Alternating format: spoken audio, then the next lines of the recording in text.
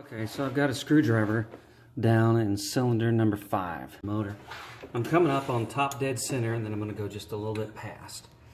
Do this test. So, all right, I think that's top dead center. I'm going to start going down.